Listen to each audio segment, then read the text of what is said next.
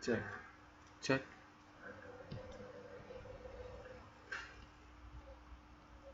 cek, cek.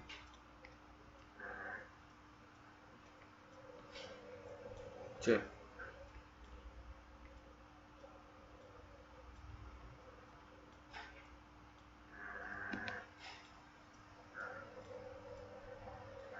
Oke, menunggu sebentar ya teman-teman sekalian. Oke, ini sudah mulai terupload. Iya.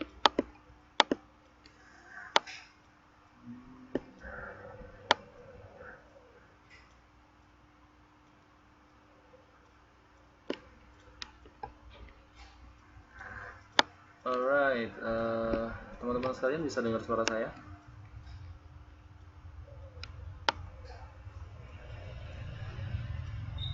Bisa, ada yang tidak bisa dengar suara saya? Kegedean atau gimana?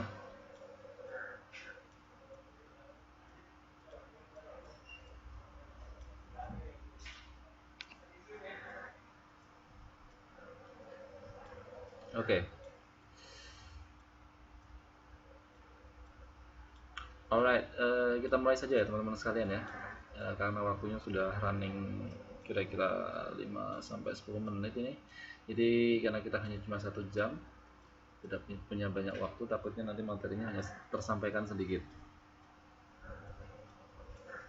Assalamualaikum warahmatullahi wabarakatuh. Selamat malam rekan-rekan sekalian. Selamat berjumpa lagi dengan saya, guru atau tutor materi sosiologi di kelas 10 semester 2. Mudah-mudahan malam hari ini apa yang akan kita pelajari bersama-sama dapat diberi kemudahan dan dapat diberikan kelancaran, walaupun saya sedang sariawan ini, jadi kalau ngomong agak sedikit kidal gitu ya, cedal. Ya, saya akan coba untuk menjelaskan dengan clear ya, jelas ya. Lumayan sariawannya dan di lidah agak sedikit nyeri. Baik teman-teman sekalian, sebelum kita mulai materi pada malam hari ini, marilah kita sama-sama berdoa menurut keyakinan dan agamanya masing-masing. Berdoa dipersilahkan.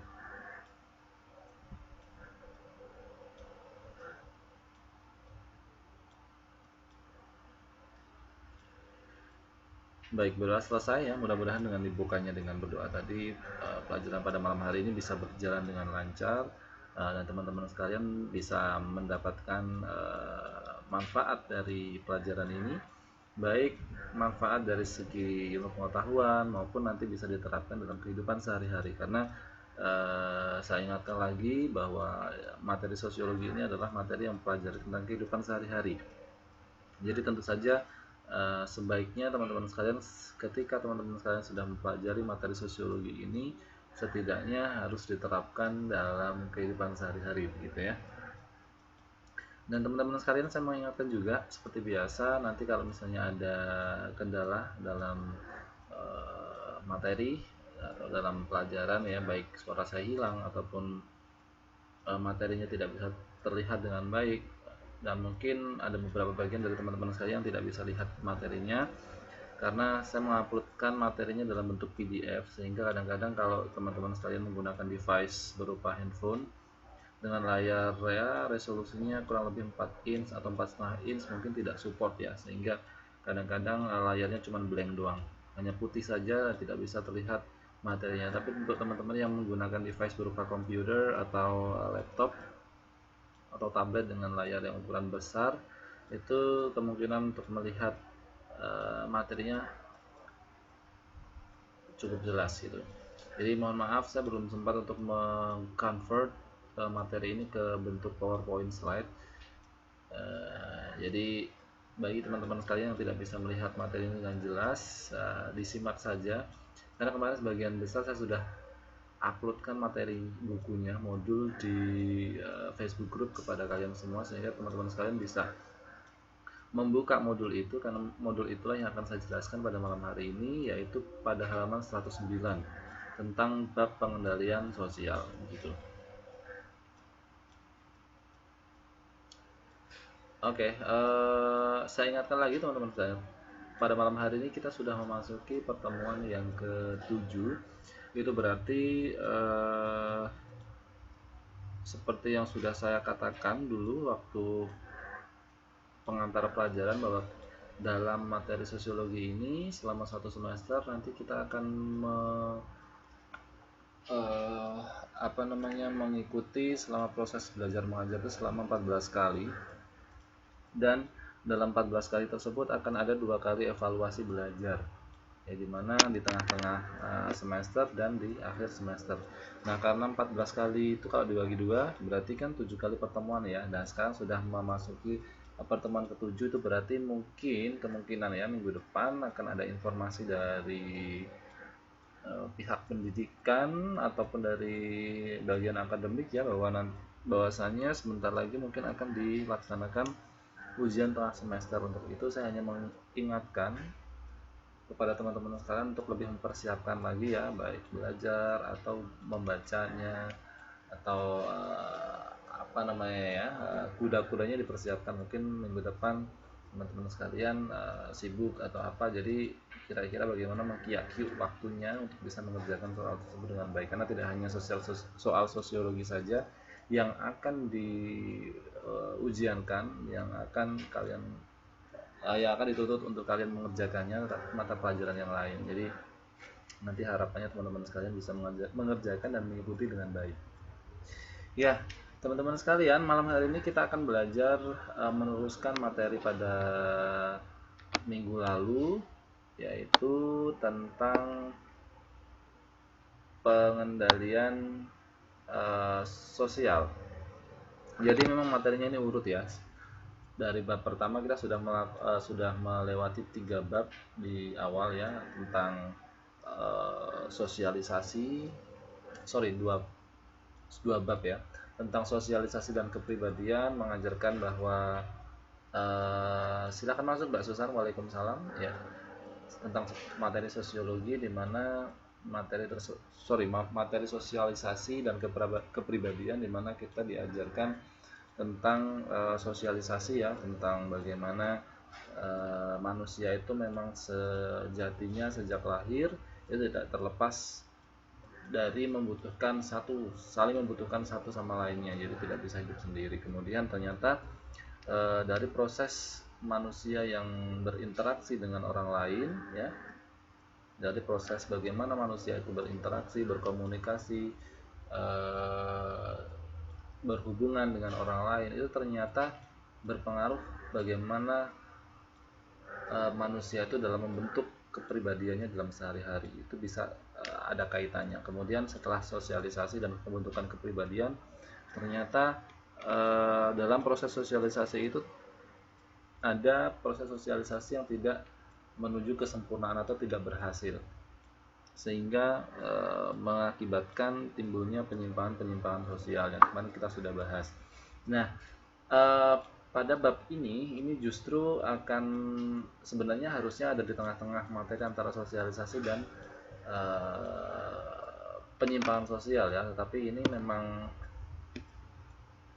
saya saya letakkan di setelah penyimpangan sosial, karena teman-teman sekalian harapannya sudah mengetahui atau sudah paham tentang materi penyimpangan sosial, sehingga untuk menghindari atau mencegah adanya penyimpangan sosial tersebut diperlukan adanya pengendalian sosial atau pengendalian diri. Ini dia tujuannya kenapa kita belajar tentang pengendalian sosial, bahwa ya tadi sudah saya katakan ya, bahwa pada bab sebelumnya kita sudah mempelajari tentang penyimpangan sosial. Tujuan kita mempelajari tentang penyimpangan sosial itu adalah agar kita dapat menerapkan nilai-nilai dan norma-norma dalam mengembangkan kepribadian. Pengetahuan tentang penyimpangan sosial itu sangat diperlukan untuk mempelajari tentang pengendalian sosial. Jadi ya, silakan masuk Mbak Nisa, silakan langsung bergabung saja. Jadi perlunya kita mempelajari penyimpangan sosial kemarin ya, supaya kita tahu ternyata ada beberapa tingkah laku atau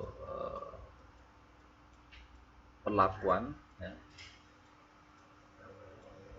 yang memang harus kita jauhi, yang memang itu sudah yang itu semua masuk dalam kategori menyimpang. Sesuatu yang menyimpang itu sudah tidak sesuai dengan aturan-aturan atau norma-norma yang berlaku dalam masyarakat. Nah, karena kita hidup dalam masyarakat, kita punya aturan yang harus kita taati dan harus kita laksanakan. Jadi pentingnya kita mengetahui atau belajar tentang penyimpangan sosial yang kemarin, jadi supaya kita bisa mengendalikan penyimpangan-penyimpangan sosial tersebut supaya tidak terjadi.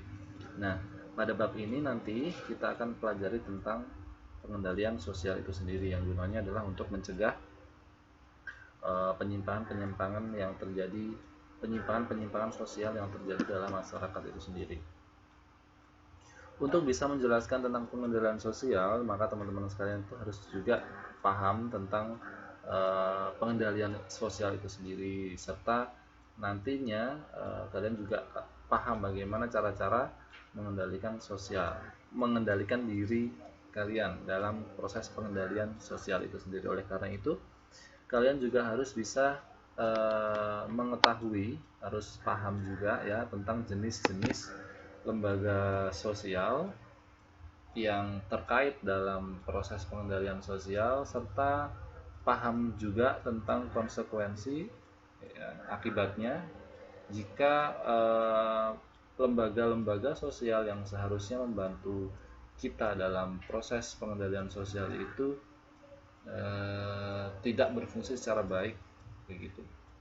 Jadi jika kalian sudah paham tentang hal-hal tersebut di atas tadi, maka teman-teman sekalian harus mengidentifikasi aturan-aturan sosial dalam kehidupan masyarakat. Jadi manfaatnya adalah ketika kalian mempelajari bab ini, kalian akan memiliki pengetahuan tentang cara-cara bagaimana melakukan pengendalian sosial, sehingga norma-norma dan nilai-nilai yang ada di dalam masyarakat itu dapat diterapkan dalam upaya pengembangan kepribadian.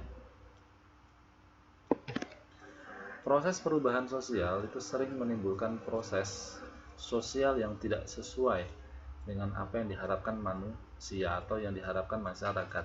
Jadi yang namanya perubahan tuh kadang-kadang kan ada yang menerima, kadang-kadang ada yang enggak ya. Lebih banyak kalau seperti yang kita lihat dewasa ini ya, lebih banyak kita menolaknya, seperti di Jakarta ya. Dulu belum ada busway kan, kemudian pemerintah kota Jakarta menerbitkan busway ya, supaya untuk sebenarnya sih tujuan dari pemerintah Jakarta itu kan untuk mengurangi kemacetan ya, dengan adanya busway tersebut, sehingga masyarakat bisa beralih dari kendaraan pribadi ke kendaraan umum, seperti mungkin di Taiwan ya. Jadi di Taiwan itu kan sangat less sekali atau sangat minim sekali orang-orang yang menggunakan kendaraan pribadi. Mereka lebih menggunakan kendaraan umum atau transportasi umum yang disediakan oleh pemerintah setempat, seperti MRT atau bus dan sebagainya ya. Nah, seperti itu. Jadi dari perubahan-perubahan itu kadang-kadang banyak sekali yang kontra ya. Jadi banyak sekali orang-orang yang tidak setuju, sehingga demo lah dan apalah dan sebagainya. Ya itu tadi yang dimaksud dengan kalimat ini ya. Proses perubahan sosial itu sering sekali menimbulkan proses sosial yang tidak sesuai dengan harapan masyarakat. Sering terjadi perilaku penyimpangan sosial yang dilakukan oleh individu atau kelompok masyarakat karena proses sosialisasi yang kurang sempurna pada masyarakat. Ini adalah bagian dari materi yang kemarin kita sudah bahas, sehingga menimbulkan banyak sekali tindakan-tindakan masyarakat di luar koridor nilai dan norma. Sebagai contoh, perilaku westernisasi di Indonesia melakukan tindakan-tindakan berdasarkan tata nilai kaidah sosial budaya barat sebagai pedoman tingkah laku mereka. Banyak remaja yang memakai pakaian minim dan melanggar norma-norma kesopanan. Seperti yang kita ketahui ya, bahwa negara Indonesia itu sejatinya masih menganut sistem kebudayaan bangsa timur ya, sehingga pakaian pun diatur, kesopanan terhadap orang lain itu juga diatur ya. Saat ini remaja sering sekali menggunakan bahasa-bahasa gaul yang kadang kala kurang memenuhi etika sopan santun yang digunakan kepada orang tua. Jadi masa sama orang tua bilangnya lu gue gitu kan, kurang sopan dan sebagainya, atau menggunakan bahasa-bahasa alay zaman sekarang yang saya sendiri kadang-kadang kalau ketemu anak muda zaman sekarang gitu ya, aduh, ini bahasa apa yang digunakan, bahasa Inggris bukan, bahasa Indonesia bukan, bahasa Jawa bukan, jadi campur aduk begitu ya, mereka alay semua ya. Jadi dirasanya memang kurang tepat ya diterapkan di bangsa kita yang masih menganut adat ketimuran begitu. Kalau ditilik itu sebenarnya tidak hanya terjadi pada remaja saja, pada orang dewasa pun sering terjadi perilaku-perilaku menyimpang seperti adanya korupsi, kolusi, nepotisme, dan kejahatan-kejahatan lain. Itu merupakan contoh-contoh dari perilaku menyimpang itu sendiri. Perilaku menyimpang yang tadi sudah saya katakan ya, bila tidak ada pengawasan dari masyarakat, tentu saja akan menimbulkan kekacauan di dalam tubuh masyarakat itu sendiri. Pengendalian sosial ini berperanan ya, materi ini ya tentang pengendalian sosial ini sangat sekali berperan untuk mengawasi oknum-oknum baik individu ataupun kelompok agar bertingkah laku sesuai ya dengan nilai dan norma yang diharapkan oleh masyarakat. Berkaitan dengan pengendalian sosial itu, maka kita akan pelajari tentang apa arti dari pengendalian sosial itu sendiri, bagaimana cara-cara melakukan pengendalian sosial, serta peranan lembaga-lembaga yang bisa membantu kita dalam proses mengendalikan sosial atau pengendalian sosial. Materi pengendalian sosial akan memberikan pengetahuan dan wawasan kepada teman-teman sekalian tentang bagaimana menjaga ketertiban masyarakat. Pemahaman teman-teman tentang pengendalian sosial juga nantinya akan membantu teman-teman sekalian untuk mengawasi tingkah laku, baik tingkah laku teman-teman sekalian ataupun masyarakat, supaya nantinya dalam bertingkah laku itu dapat sesuai dengan apa yang diharapkan oleh masyarakat. Oke, udah cepat sekali ya waktunya, tinggal 10 menit lagi.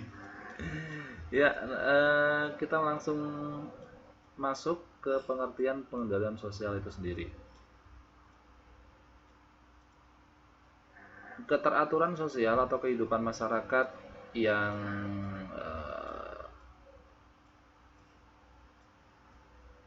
teratur gitu ya. Iya, karena memang cuma 40 menit ya, ini sudah berjalan 22 menit. Dan tadi kepotong 5 menit untuk ini ya, apa namanya, persiapan materi. Iya ya, ya udah saya ini ya. Takutnya nanti kalau saya extend kan kalian ada kelas lagi sebentar lagi. Nanti saya dimarahi tutor selanjutnya karena tidak keluar-keluar. Oh gitu.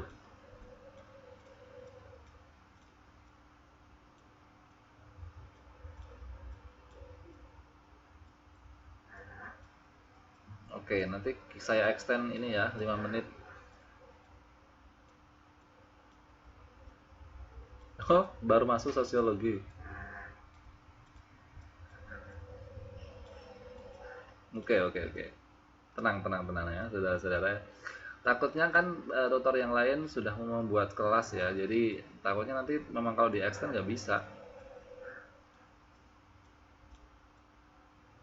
Tapi tadi dari grup tutor itu tidak ada yang tidak maksud, jadi saya rasa tetap isi kelasnya ya. Jadi nggak apa-apa, nanti saya akan extend beberapa menit ke depan ya. Jadi untuk menyelesaikan materi ini. Jadi memang tidak akan selesai materi yang pengendalian sosial ini karena akan saya bagi menjadi 2 kali pertemuan.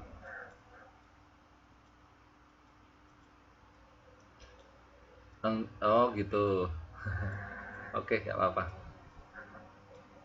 Ya, kita masuk ya. Jadi keteraturan sosial atau kehidupan masyarakat yang teratur itu sebenarnya dapat tercipta ya, dapat terwujud bila anggota-anggota masyarakat ya, kita sebagai pelaku dari kehidupan dalam masyarakat sendiri ya, sebagai anggota kehidupan dalam masyarakat itu berperilaku sesuai dengan aturan-aturan atau nilai dan norma yang telah disepakati oleh masyarakat. Jadi sebenarnya kehidupan kita ya sebagai pelaku kehidupan dalam masyarakat, di dalam masyarakat itu sendiri itu bisa teratur ya, bisa selaras seimbang itu jika kita sendiri itu kalau berperilaku ya dalam masyarakat itu sendiri itu sesuai dengan nilai dan norma yang telah disepakati oleh masyarakat tersebut. Yang menjadi tidak teratur ya kehidupan tersebut itu jika terjadinya pelanggaran-pelanggaran yang dilakukan oleh masyarakat tersebut ya. Pelanggaran terhadap nilai dan norma oleh anggota masyarakat akan menimbulkan ketidakteraturan ya. Tadi sudah saya katakan ya bahwa sebenarnya hidup di dalam masyarakat itu kita bisa hidup secara teratur loh jika teman-teman sekalian atau kita sekalian itu berperilaku sesuai dengan norma dan nilai yang disepakati oleh masyarakat. Yang menjadi tidak teratur itu bila mana terjadi pelanggaran-pelanggaran yang dilakukan oleh masyarakat tersebut. Biasanya keteraturan sosial ini tergantung pada peranan setiap individu dalam melakukan kewajiban tertentu terhadap orang lain dan berhak menerima haknya dari orang lain. Ya, tentu saja keteraturan itu tergantung pada manusia-manusia yang menjalankan kehidupan di dalam masyarakat tersebut ya, tergantung pada orang-orang yang menjalani. Kalau misalnya film itu ya bagus atau tidaknya film tersebut ya tergantung dari aktor-aktor yang main gitu ya, dari sutradaranya, dari pengarah dialog dan sebagainya, itu tergantung dari orang-orang yang berada di dalamnya.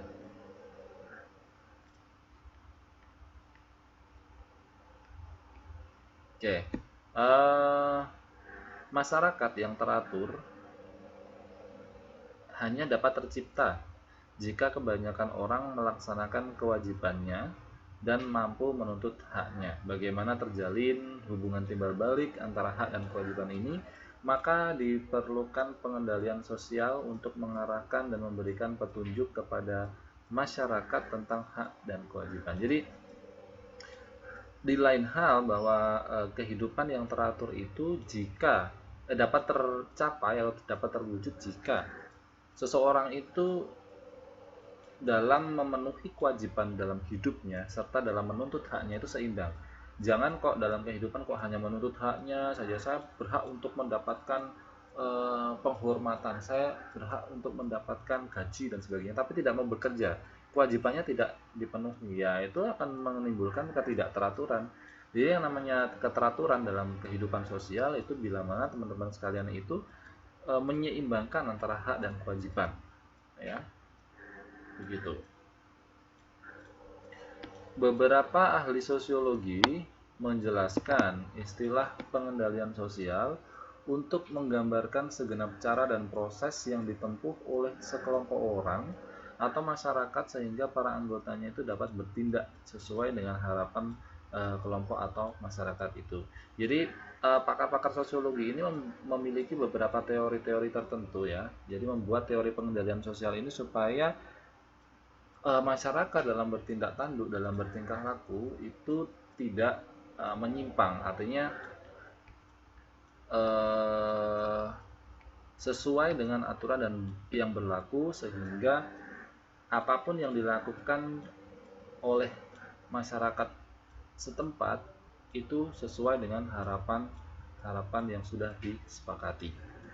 Seperti pakar sosiologi yang bernama Kunchoro-Ningrod bahwa pengendalian sosial itu memiliki peranan penting untuk menghindari terjadinya penyimpangan dan mengerahkan anggota masyarakat untuk bertindak sesuai dengan norma-norma dan nilai-nilai yang disepakati.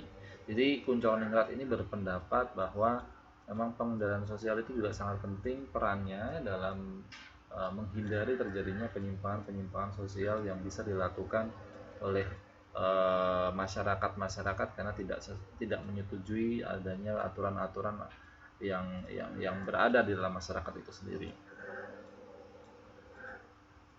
Iya, memang kalau pakai HP tidak bisa, Mbak. Begitu. Jadi dengarkan saya saja. Pengendalian sosial itu dianggap sebagai cara mengarahkan masyarakat untuk memerankan peranannya dalam berinteraksi dengan anggota masyarakat.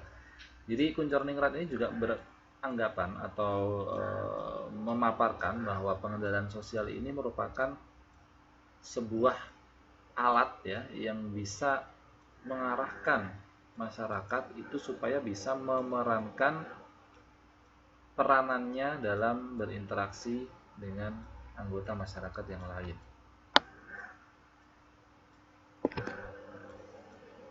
Pengendalian sosial itu berperan untuk meredam ketegangan sosial. Jadi adanya problem-problem atau masalah-masalah sosial yang ada di dalam kehidupan itu semuanya bisa diredam dengan adanya pengendalian sosial. Bagaimana kita dalam mengendalikan diri kita sendiri dalam hidup bermasyarakat. Dalam proses sosial ada 3 ketegangan sosial yang memerlukan pengendalian sosial. Iya Mas, mohon maaf ya. Jadi kalau pakai handphone kadang-kadang memang tidak muncul gambarnya ya, karena memang resolusinya yang kecil. Nggak apa-apa Mas. Nanti disimak saja kalau punya device lebih dari satu ya. Bukunya kemarin yang sudah saya bagikan dibuka saja PDF-nya di halaman 109. Itu yang kita bahas pada malam hari ini.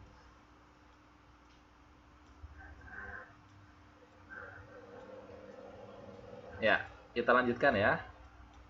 Kapan-kapan kita live video ya.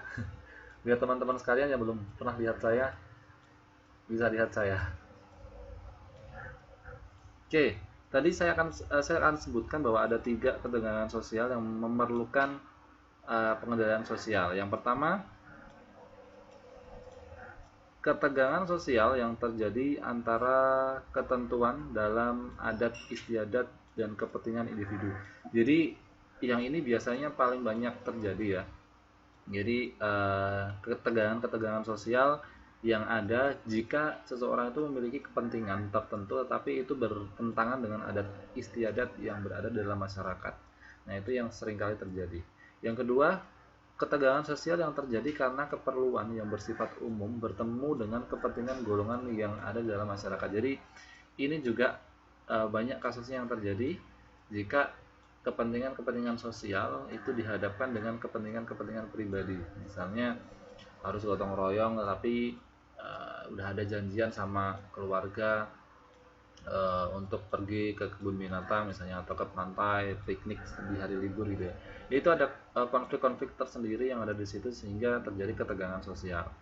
Entah itu yang masyarakatnya yang menggunjing akhirnya ketika ada satu keluarga itu tidak hadir dalam gotong royong, ataupun jika keluarga itu tidak melaksanakan piknik itu kan sudah dijadwalkan ya misalnya gitu dari jauh-jauh hari dan sebagainya, itu akan menimbulkan ketegangan-ketegangan sosial tersendiri.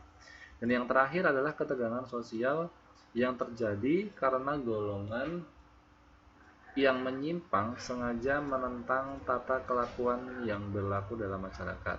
Ini juga banyak terjadi ya karena mungkin adanya perubahan-perubahan ataupun peraturan nilai dan norma yang berlaku dalam masyarakat itu tidak sesuai dengan apa yang dicita-citakan seseorang. Misalnya tidak sesuai dengan ideologi kehidupannya, tidak sesuai dengan apa yang dipikirkannya, sehingga banyak menentang. Akhirnya ya itu ada 3 ketegangan sosial yang diperlukan proses pengendalian sosial tersebut. Menurut pakar sosiologi yang lain yaitu Elberger, bahwa pengendalian sosial adalah cara yang digunakan oleh masyarakat untuk menertibkan anggota yang membangkang.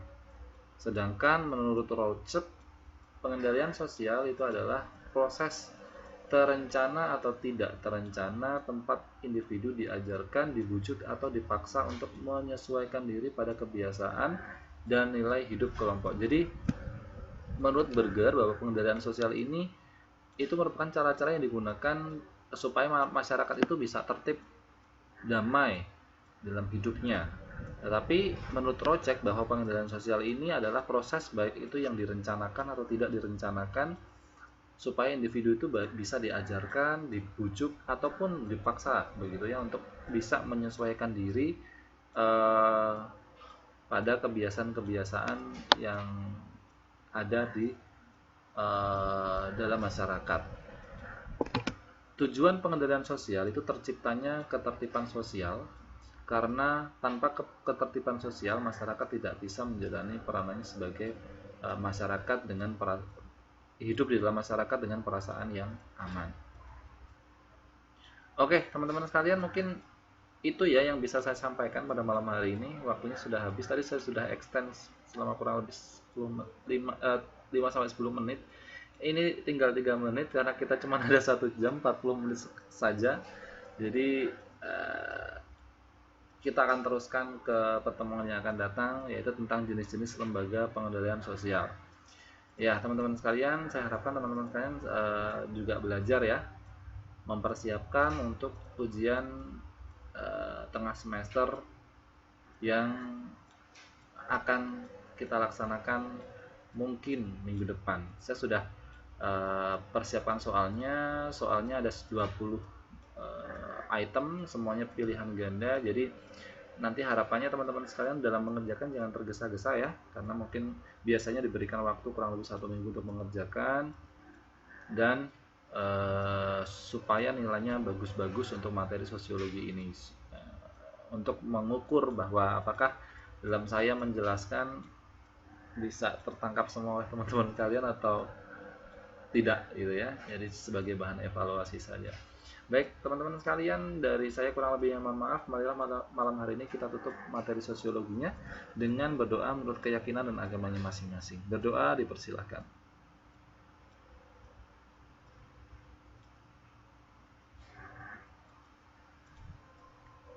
Berdoa selesai, selamat berjumpa lagi di pertemuan yang akan datang. Teman-teman sekalian, saya ucapkan terima kasih kembali dalam mengikuti kelas sosiologi ini ya. Selamat mengikuti kelas yang selanjutnya. Mudah-mudahan tetap semangat dalam belajar. Apapun itu materinya, semangat terus, dan sampai ketemu di pertemuan yang akan datang. Dari saya akhiri. Assalamualaikum warahmatullahi wabarakatuh. Selamat beristirahat, semoga hari-hari kalian selalu dimudahkan dan sehat selalu, semangat selalu. Sampai jumpa, selamat malam.